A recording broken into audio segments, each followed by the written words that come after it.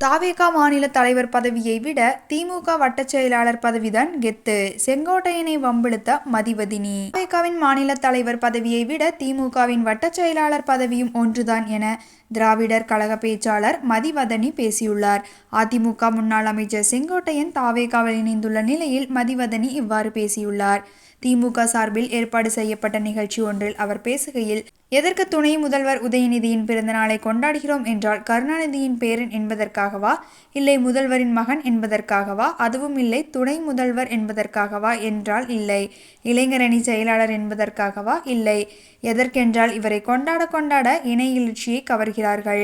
அதனால் உதயநிதியை நாங்கள் கொண்டாடி கொண்டிருக்கிறோம். உதயநிதி அண்ணனை அடையாளப்படுத்தியது யார்? திமுகவா என்றால் கிடையாது.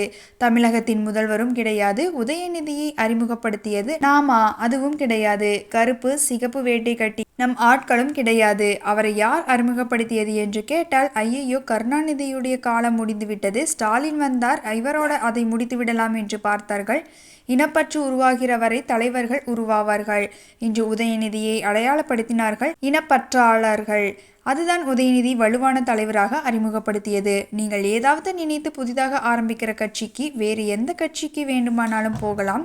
அங்கு வகிக்கக்கூடிய மாநில பொறுப்பாக இருந்தாலும் சரி, திமுகவில் வகிக்கக்கூடிய வட்டச் செயலாளர் பொறுப்பானாலும் சரி, இரண்டும் ஒன்றுதான்.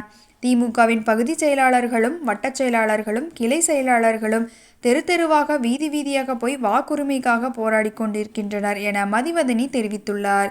அதிமுகவிலிருந்து நீக்கப்பட்ட செங்கோட்டையன் கடந்த 2 தினங்களுக்கு முன்பு தாவேகாவில் இணைந்தார். அவருக்கு தாவேகா நிர்வாக குழுவின் தலைமை ஒருங்கிணைப்பாளர் பதவி கொடுக்கப்பட்டுள்ளது. மேலும் கோவை, நீலகிரி, ஈரோடு உள்ளிட்ட 4 மாவட்டங்களில் அமைப்பு செயலாளர் பதவியும் கொடுக்கப்பட்டுள்ளது.